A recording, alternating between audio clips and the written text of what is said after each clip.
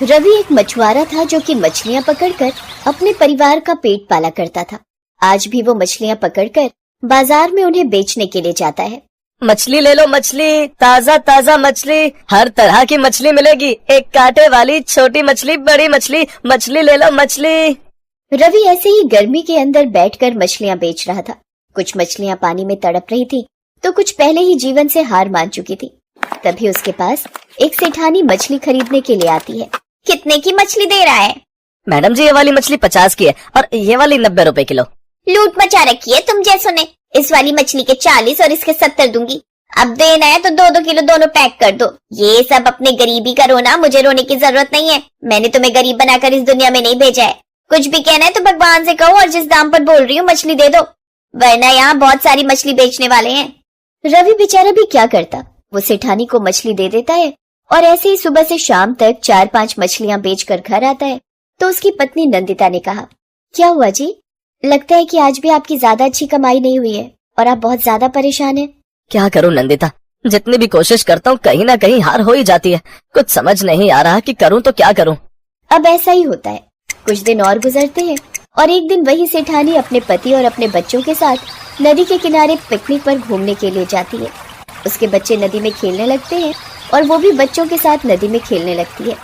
थोड़ी देर में उसकी एक अंगूठी नदी में गिर जाती है और वो जोर जोर से चिल्लाने लगती है, हे राम, मेरी अंगूठी, मेरी सोने की अंगूठी नदी में गिर गई। मेरे पति ने वो मुझे शादी में दी थी, मेरे लिए बहुत कीमती थी। सेठानी इसी तरह रो रही होती है, लेकिन अब क्या ही किया जा सकता था। इतनी बड़ी नदी और इतनी सारी मछलियों के बीच में कैसे ही उसे एक अंगूठी को ढूंढा जाता। सेठानी अपने परिवार के साथ रोते हुए घर आ जाती है, लेकिन सेठ ने उसे समझाया, देखो तुम कुछ भी कर लो, तुम्हारे इस तरह से रोने से वो अंगूठी वापस नहीं आएगी। अच्छा यही है कि तुम उसे भूल जाओ, मैं तुम्हें नई अंगूठी दिलवा दूंगा। ऐसे कैसे भूल जाऊं? आप एक काम करिए ना जी, उस अंगूठी पर इनाम रख दीजिए। मैं जानती हूँ कि अंगूठी अब नहीं मिल सकती, पर हो सकता है कि हमारी किस्मत रंग ले आए और हमें वो अंगूठी मिल जाए। ठीक है, बस तुम रोना बंद करो। अगर इसी से तुम्हें संतुष्टि मिलती है तो फिर मैं पूरे गांव में विज्ञापन लगवा देता हूँ। अब सेठ ने पूरे गांव में विज्ञापन लगवा दिए कि उस अंगूठी को ढूंढने वाले को 1 लाख का इनाम मिलेगा, जबकि उस अंगूठी की कीमत पूरे 5 लाख की थी। गांव में चारों तरफ हल्ला हो गया। ये शोर नंदिता के घर तक भी आया। सुना आपने? एक सेठानी की अंगूठी नदी में गिर गई है, इस नदी में जिसमें आप मछलियां पकड़ने के लिए जाते हो। अब क्या कर सकते हैं? कुछ दिनों पहले वो सेठानी बाजार में भी आई थी और मुझे उल्टा सीधा बोल रही थी। मैंने तो सब भगवान के भरोसे छोड़ दिया। अब देखो भगवान ने ही उसका नुकसान कर दिया। कितना अच्छा होता ना वो अंगूठी आपको मछली पकड़ते हुए मिल जाए। हम उस अंगूठी को बेचकर अपनी सारी समस्या दूर कर लेंगे। उस सेठानी ने मुझे एक बात अच्छी कही थी कि हम गरीब हैं और गरीब हमें भगवान ने बनाया है, किसी इंसान ने नहीं। तो मैं इतनी बड़ी रकम की उम्मीद नहीं कर सकता। रवि ये सब बोलकर फिर से अपनी टोकरी लेकर मछलियां पकड़ने के लिए चला जाता है। आज किस्मत उस पर मेहरबान थी। हल्का बारिश का मौसम था, इसलिए मछलियां भी नदी के तले पर ही तैर रही थी। रवि ने भी जल्दी जल्दी दुगनी मछलियां भर ली।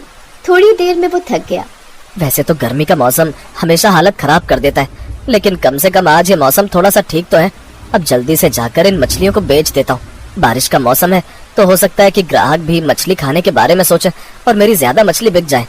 ऐसा ही होता है। रवि वो मछलियां लेकर बाजार में पहुंचता है और आज सच में उसके पास बहुत सारे ग्राहक मछलियां लेने के लिए आते हैं और बिना बहस के मुंह मांगे दाम भी देते हैं। सुन भाई, जरा 2 किलो ये वाली मछली पैक कर दे। भाई मेरे लिए 3 किलो सुरमई मछली पैक कर दे और सफाई अच्छे से करना। अभी कर देता हूँ भाई साहब। वो सब लोगों को मछली बेच देता है। अब उसके पास एक ही मछली बची थी। उसने सोचा, शाम ढलने को आ गई है और अब मुझे ऐसा लगता है कि इस मछली को लेकर मुझे घर जाना चाहिए। बहुत दिन हो गए नंदिता ने भी मछली नहीं खाई। आज अपने हाथों से उसे मछली खिलाऊंगा।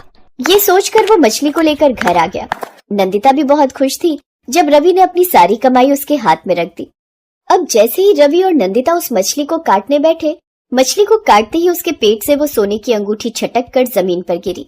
हे भगवान, ये क्या? ये तो वही सोने की अंगूठी है जो सेठानी ढूंढ रही है। अरे भगवान हम पर इतना मेहरबान कैसे हो गया कि ये अंगूठी हमें मिल गई। सोच क्या रहे हैं जी? उस सेठानी ने आपको क्या क्या बोला? अब वक्त आ गया है कि आप उसे सबक सिखाएं। इस अंगूठी से हम सारी परेशानी ठीक कर देंगे। अब रवि भी खुशी खुशी उस अंगूठी को लेकर सुनार की दुकान पर जाने लगा। तभी रास्ते में उसे गांव के हर चौराहे पर लगे हुए वो इश्तेहार नजर आए और उसने मन में सोचा, वो जितनी भी घमंडी थी, लेकिन इस अंगूठी के प्रति वो दिल से सच्ची भावना रखती थी। इस अंगूठी को मैं सुनार की दुकान पर बेचकर पैसे तो ले आऊंगा, और आज नहीं तो कल वो पैसे भी खत्म हो जाएंगे, लेकिन मेरा स्वाभिमान का क्या होगा? अब ऐसा ही हुआ। रवि किसी तरह पूछते हुए सेठानी के घर के पास पहुंचा और सेठानी के घर का दरवाजा खटखटाकर वो अंगूठी बाहर रखकर जाने लगा।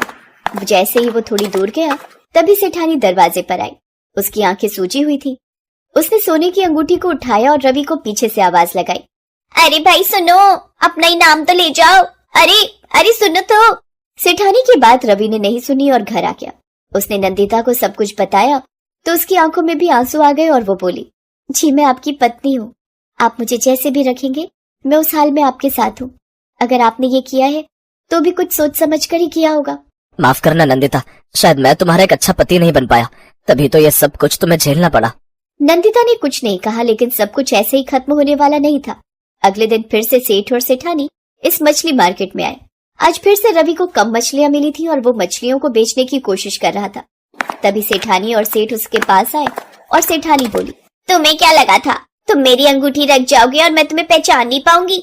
तुम्हारे शरीर से आने वाली मछली की गंध मेरे दरवाजे पर भी आ गई थी, और तुमने वही फटी हुई शर्ट पहनी थी जो तुमने उस दिन पहनी थी जब मैं तुमसे मछली खरीदने आई थी। तुम सच में बहुत अच्छे हो और साथ ही खुददार भी, तभी तो तुमने हमसे पैसे नहीं लिए। दरअसल मैं एक ढाबा खोलने वाला हूँ जिसमें मुझे रोज के लिए कम से कम 10 किलो मछली चाहिए होगी। क्या तुम मेरा ये ऑर्डर पूरा कर पाओगे रोज? रवि खुश हो गया, जैसे उसकी आंखों में चमक आ गई हो, और उसने कहा, हाँ साहब, क्यों नहीं, आपको जैसे भी मछली चाहिए होगी मैं खुद आपके ढाबे पर पहुंचकर देकर आऊंगा। आप लोगों का बहुत बहुत शुक्रिया। शुक्रिया तो तुम्हारा, तुम्हें मैंने कितना उल्टा सीधा बोला था। अगर तुम चाहते तो किसी भी सुनार पर इस अंगूठी को बेचकर अपनी सारी परेशानी खत्म कर सकते थे, लेकिन तुमने वो किया जो सही था।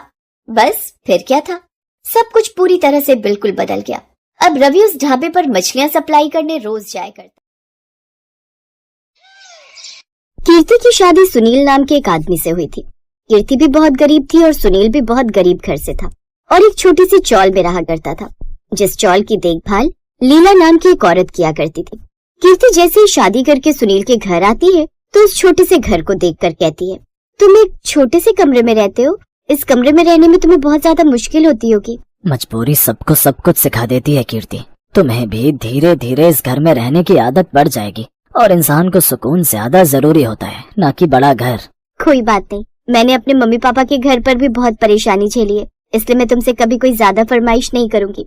कीर्ति ने ये बोला और तभी अपनी नजर चारों तरफ दौड़ाई। उसे कमरे के अंदर बाथरूम तो नजर आ गया, लेकिन कमरे के अंदर रसोई नहीं थी। ये देखकर कीर्ति हैरान हुई और सुनील से पूछने लगी, सुनील इस कमरे में रसोई तो नजर नहीं आ रही, तुम खाना कहाँ बनाते हो? अब से मैं खाना कहाँ बनाऊंगी? तभी दरवाजे पर दस्तक हुई और इस चौल की मालकिन लीला आई और कहने लगी, आओ कीर्ति बहू, मैं तुम्हें रसोई दिखाती हूँ। अब तक तो हमारी रसोई में सिर्फ 35 बहुएं थी, लेकिन तुम्हें मिलाकर पूरी 36 हो गई। चलो मैं तुम्हें 36 बहुओं की रसोई दिखाती हूँ। कीर्ति को कुछ भी समझ में नहीं आया कि लीला क्या कह रही है और किस बारे में बात कर रही है, लेकिन तभी लीला कीर्ति को एक बड़े से कमरे में लेकर जाती है जहाँ पर अलग अलग चूल्हे रखे हुए थे और वहाँ पर 35 बहुएं खाना बना रही थी। तभी एक कोना लीला कीर्ति को दिखाते हुए कहती है, तुम यहाँ खाना बना सकती हो। ये सब क्या आंटी जी? तो इसका मतलब ये सारी औरतें आपकी चौल में रहती हैं और एक साथ इस रसोई में खाना बनाती हैं। कितनी ज्यादा परेशानी होती होगी। बिल्कुल भी परेशानी नहीं होती बहू, बल्कि अपनापन महसूस होता है। धीरे धीरे तुम्हें भी ये 36 बहुओं की रसोई बहुत अच्छी लगने लगेगी। कीर्ति ने अपने मायके में गरीबी तो देखी थी, लेकिन इतनी ज्यादा तंगी उसने कभी नहीं देखी थी। वो ये सब कुछ देखकर बहुत ज्यादा हैरान होती है और इसके बाद अपने कमरे में आकर सुनील से कहती है, सुनील मुझे पता था कि तुम गरीब हो, लेकिन मुझे नहीं पता था कि तुम इतने गरीब हो। मुझे इस बात की खुशी है कि तुम्हारे कमरे के अंदर बाथरूम है, इसलिए मुझे सुबह सुबह परेशान नहीं होना पड़ेगा, लेकिन इस कमरे में तो रसोई नहीं है। हम इस कमरे में कैसे एडजस्ट करेंगे? हम कहीं और शिफ्ट हो जाते हैं। सुनील ये बात सुनकर परेशान हो गया और कहने लगा, कीर्ति मैं इस जगह पर पिछले 7 सालों से रह रहा हूँ और मुझे इस जगह पर बहुत ज्यादा अपनापन लगता है, लेकिन फिर भी अगर तुम कहती हो तो तुम्हारे लिए मैं कहीं और शिफ्ट होने को तैयार हूँ, लेकिन मुझे थोड़ा समय लगेगा। तब तक तुम इस 36 बहुओं की रसोई में एडजस्ट कर लो।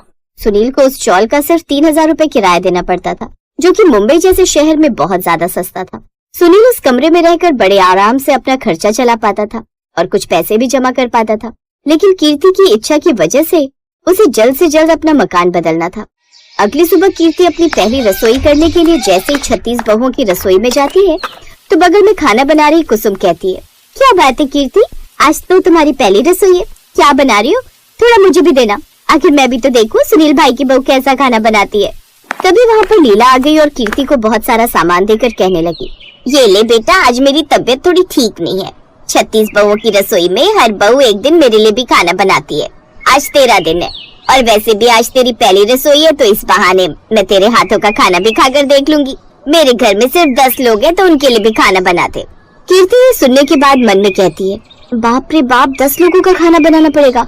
इतना खाना तो मैंने जिंदगी में कभी नहीं बनाया, लेकिन मना भी नहीं कर सकती, पूरी 35 औरतों के सामने मेरी इज्जत खराब हो जाएगी। कोई बात नहीं, बना देती हूँ। कीर्ति किसी तरह सुबह से लेकर दोपहर तक लीला को खाना बनाकर दे देती है और सुनील के लिए भी वो खाना बनाकर लेकर जाती है। सुनील जब उसे दोपहर में खाना लेकर आते हुए देखता है तो कहता है, कीर्ति तुम्हें खाना बनाने में इतना ज्यादा समय क्यों लग गया? कीर्ति ये सुनकर गुस्सा हो जाती। अगर ये सवाल पूछना है तो अपनी 36 बहुओं वाली रसोई चलाने वाली लीला आंटी से पूछो। उन्होंने मुझे इतना सारा काम दे दिया था और उस रसोई में खाना बनाना बिल्कुल अच्छा नहीं लगता। तुम तो जानते हो कि मैं वेजिटेरियन हूँ और 4-5 बहुएं तो वहाँ पर नॉन वेज बना रही थी। मुझे तो उल्टी होने वाली थी, बस किसी तरह कंट्रोल किया। कोई बात नहीं कीर्ति, तुम चिंता मत करो। अभी तक मैं अकेले रह रहा था तो अपना गुजारा आराम से इस घर में कर पा रहा था, लेकिन जल्द से जल्द मैं यहाँ से शिफ्ट कर लूंगा और उसके बाद तुम्हें किसी भी तरह की कोई परेशानी नहीं होगी।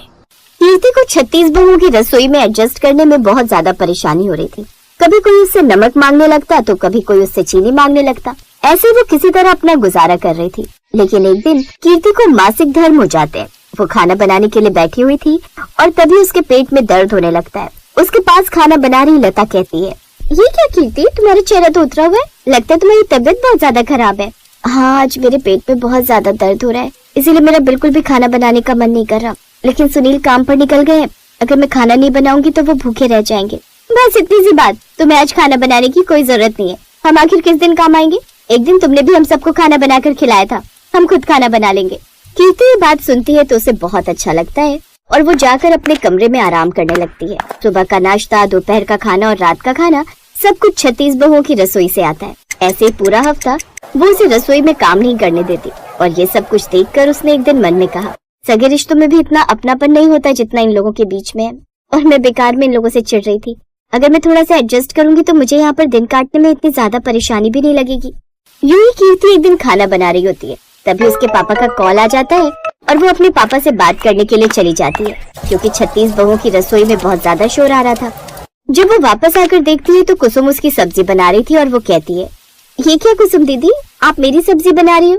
कीर्ति, तुम जल्दबाजी में फोन पर बात करते हुए बाहर चली गई और तुमने गैस बंद ही नहीं किया था। तुम्हारी सब्जी बस जलने वाली थी कि तभी मेरी नजर पड़ गई और मैंने तुम्हारी सब्जी बनाकर तैयार कर दी है। वैसे सब्जी बहुत अच्छी बनी है, थोड़ी सी मुझे भी दे देना। कीर्ति ये सुनने के बाद मन में कहती है, अच्छा, मेरी थोड़ी सी सब्जी मांगने की लालच में इसने मेरी सब्जी को बना दिया। अरे इतना ही था तो गैस बंद कर देती, मैंने थोड़ी ना कहा था कि मेरी सब्जी बनाओ। कीर्ति बोलकर अब अपनी पालक की सब्जी को एक कटोरी में डालकर कुसुम को देती है और बदले में कुसुम उसे मटर पनीर की सब्जी देते हुए कहती है, ये लो कीर्ति, मैंने मटर पनीर बनाए थे तो मैंने तुम्हारे लिए भी थोड़े निकाल दिए, तुम ये खा लेना। मुझे सुनील ने बताया था कि तुमको मटर पनीर बहुत अच्छे लगते हैं। कीर्ति ये देखकर बहुत ज्यादा खुश होती है और उसे बुरा भी लगता है कि वो कुसुम को गलत समझ रही। अब कीर्ति को अपनी 36 बहुओं की रसोई में अच्छा लगने लगता है। एक दिन सुनील बहुत खुश होते हुए आता और सुनील अपनी पत्नी से कहता है, कीर्ति, तुम्हें बिल्कुल भी परेशान होने की जरूरत नहीं है।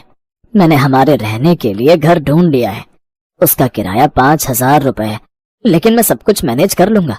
थोड़ा ओवर टाइम कर लूंगा तो सब कुछ संभाल लूंगा और हम जल्द से जल्द वहाँ पर शिफ्ट भी हो सकते हैं। नहीं सुनील जी, अब मुझे इस 36 बहुओं की रसोई में अच्छा लगने लगा है, बहुत अपनापन लगता है। शुरू से सिर्फ मम्मी पापा और भाई बहन के बीच में रही, लेकिन इतनी सारी औरतों के बीच में रहकर बहुत अपनापन लगता है। ये हर सुख दुख में मेरा साथ देती हैं। मैं ये 36 बहुओं की रसोई छोड़कर जाना नहीं चाहती। मुझे खुशी है कीर्ति कि तुम्हें वो अपनापन महसूस हुआ जो मैं चाहता था कि तुम्हें यहाँ रहकर महसूस हो। मैं बहुत ज्यादा खुश हूँ। लीला आंटी को तो मैं भी अपनी माँ मानता हूँ। अगर तुम यहाँ रहोगी तो मुझे भी ऐसा लगेगा कि मैं अपनी माँ के साथ रह रहा हूँ। मैंने बहुत बड़ी गलती की जो मैंने आपसे ये कहा था कि मुझे ये घर छोड़कर जाना है। इस घर में कितना ज्यादा अपनापन है। लीला आंटी सगी सास से ज्यादा मेरा ख्याल रखती हैं और सारी बहुएं भी बहुत अच्छी हैं। हम आपस में बहुत प्यार से रहते हैं। जब मैं बीमार पड़ी थी तो उन्होंने मेरा कितना साथ दिया था। अब कीर्ति अपनी 36 बहुओं की रसोई छोड़कर कहीं नहीं जाती और उनके बीच का आपस का प्रेम ऐसे ही बना रहता है।